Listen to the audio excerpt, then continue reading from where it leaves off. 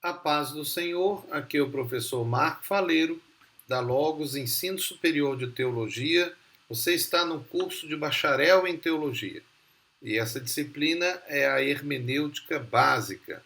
Este é o quarto AVA da aula dupla 8, que são as aulas 15 e 16, na primeira parte da aula 16.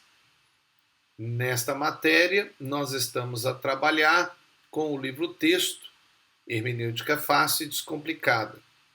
E em cada aula dupla nós trabalhamos os capítulos. Somente o capítulo 5 é que nós deixamos para o trabalho em grupo. E agora, já estando mais à frente, terminando, eu queria dizer que eu vou fazer ainda uma AVA para o capítulo 5, mas vai ser bem resumido. Então, vai ser um apoio para você, porque o objetivo era que você pudesse ter feito já esse trabalho usando o livro-texto, lendo e estudando e fazendo a sua pesquisa.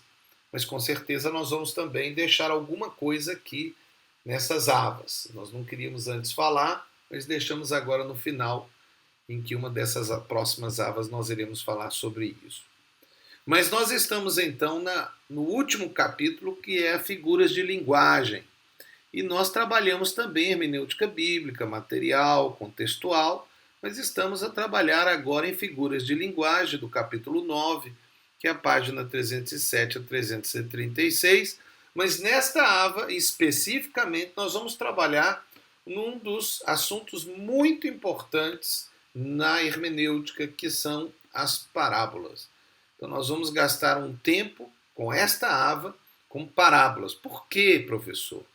Porque parábolas foram usadas por Jesus Cristo para expressar a sua ideia, né? Aquilo que ele acreditava. E aqui, quando nós falamos aquilo que Jesus acreditava, é porque é o que Deus acredita, porque Jesus é Deus. E ele usou parábolas para determinar o que? Doutrinas. Então, muitas doutrinas estão dentro das parábolas de Jesus. Ele usou sermões também, como o Sermão da Montanha, também o sermão apocalíptico, né, de Mateus 24, mas ele usou mais parábolas. E ele falou que ia usar parábolas para o quê?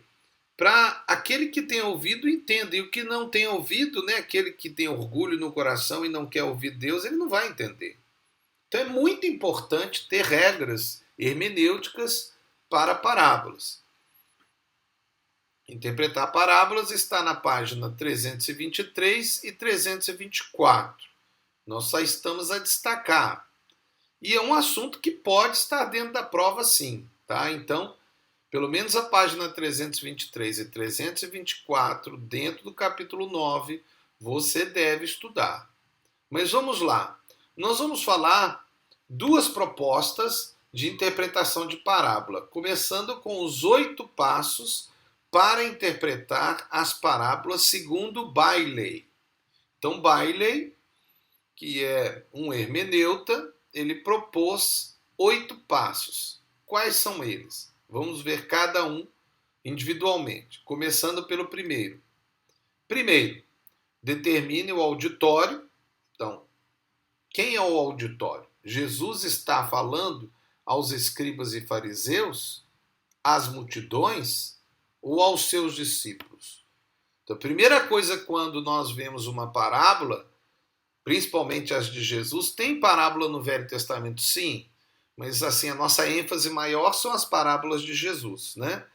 Então, para quem é o auditório daquela parábola? Isso é importante para entender a parábola.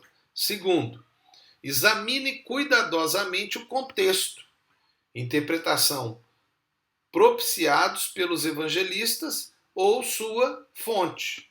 Né? Então tem um contexto daquela parábola. Ela se refere ao quê? Que história é essa? Fala de uma profissão, então que profissão é essa? Fala de um local, que local é esse? Né? Fala sobre um tipo de relação humano, como que é essa relação? Qual a etiqueta usada? Né? Qual a ética daquela época? Tudo isso é o hebraísmo, né? Mas tem que ser considerado. O terceiro passo, identifique a peça dentro da peça e observe a parábola nesses dois níveis. Então, tem histórias dentro da história, né? A história geral e uma história micro, interna, que também tem que ser considerada.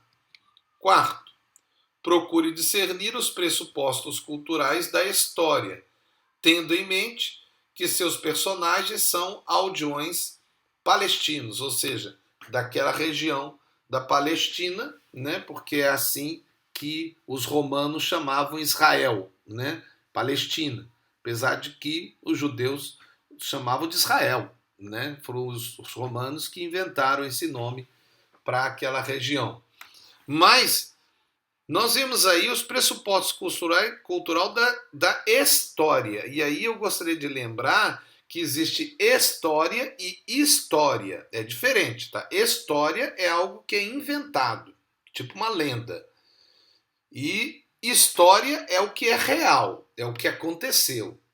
É verdade que quando se fala de parábolas, a proposta de uma parábola é ser uma história. Mas muitos discutem que às vezes Jesus pode ter contado parábolas que eram histórias, né? Então que podem até ter acontecido, né? Por exemplo, o caso de Lázaro, né? E o rico. Será que aconteceu? Alguns dizem que aconteceu, mas ninguém tem prova, né? Então, o fato é que, teoricamente, toda a parábola é história. Pode ter sido história, professor? Pode. Mas não tem prova sobre isso. É uma suposição. Jesus pode ter se baseado em uma história verdadeira? Sim. Mas ele também pode ter criado uma história em cima de uma história. Ok? Então, sempre seja sabedor dessa realidade. O quinto passo é, veja se a parábola se divide em várias cenas. E veja se os temas constantes das diferentes cenas se repetem, segundo um padrão discernível. O quinto passo. Agora, o sexto passo. Procure discernir quais os símbolos que o auditório original teria identificado imediatamente e instintivamente na parábola. Então, aí eu tenho que tentar ver o contexto histórico, né? O que é algo que era para eles. Por exemplo, se ele fala para fariseus, então eles vão entender algumas coisas. Mas se ele fala para o povo comum, eles talvez não vão identificar coisas que os fariseus identificariam. E tem coisas que às vezes os fariseus identificariam que eles não identificariam que o povo comum identificaria. Isso é um fato. Então tem que se discernir esses símbolos. O sétimo passo, determine que única decisão, reação, o auditório original é levado a tomar quando ela originalmente foi contada. Quer dizer, qual que é a reação desse auditório que você já determinou? Qual que é a reação quando Jesus falasse uma parábola sobre um assunto? É claro, a própria reação que a Bíblia ou os evangelhos mostram já nos dão indício do tipo de reação que o auditório teria. E é interessante que, às vezes, quando o auditório é plural, existe possibilidade de reações diferentes. Por exemplo, os fariseus reagiram de um jeito, o povo reagiu de outro jeito, os saduceus de outro jeito, né? Os romanos de outra forma, os gentios, né? Então, existem essas realidades. O oitavo passo discerna o conglomerado de temas teológicos que a parábola afirma e ou pressuposições, né? Então pode ser um tema teológico, uma pressuposição, e determine o que a parábola está dizendo a respeito desses temas. E aí a construção, inclusive, de doutrinas que Jesus deixa para nós nas parábolas. Então nós temos esses 8 passos de Bailey, né, que estão aí de forma geral apresentados nesses slides. E agora nós vamos entrar nos 3 passos para determinar o sentido de uma parábola, segundo M.S. Terry. Então, segundo Terry, ele já fala de 3 passos. Nós vimos que Bailey ele fala de 8. Vamos ver os 3 passos de Terry. O primeiro deve-se determinar a ocasião histórica e o propósito da parábola. Então, para ele, a primeira coisa é determinar quando aconteceu aquilo.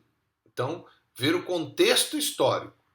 E o propósito, para que Jesus, ou, se for o caso do Velho Testamento, né, porque tem parábola no Velho Testamento, qual o propósito dessa parábola?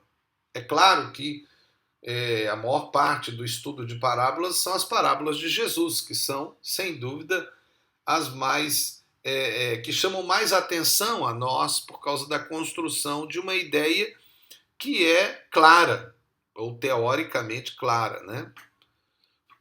Vamos ver. Segundo passo de Terry, deve-se fazer uma análise muito cuidadosa do assunto de que se trata e observar a natureza e propriedade das coisas empregadas como imagens na similaridade. E o terceiro passo, devemos interpretar as várias partes com estrita referência ao objeto e desígnio geral do conjunto, o conjunto da parábola, de uma maneira que se conserve uma harmonia de proporções, se mantenha a unidade de todas as partes e se faça proeminente a verdade central. Então está aí a proposta de Terry, são 3, né, que você pode fazer até uma comparação, né, com a anterior de Bailey para poder, com isso, ter a ferramenta necessária para você fazer a interpretação de parábolas, que é um assunto muito importante nas escrituras sagradas. Com isso, então, terminamos mais uma ava. Esta ava que nós estamos a tratar nessa aula dupla sobre figuras de linguagem e, ao mesmo tempo, estamos aqui especificamente a falar sobre parábolas, tão importante na interpretação e nos ensinos do nosso Senhor Jesus Cristo, porque ele utilizou muitas parábolas. Vamos, antes de terminar, como temos feito, relembrar as 6 regras básicas de hermenêutica que estão aí diante de você e que, creio eu, você já deve saber todas elas até de cor, até mesmo que seja pela repetição que nós temos feito aqui nas avas.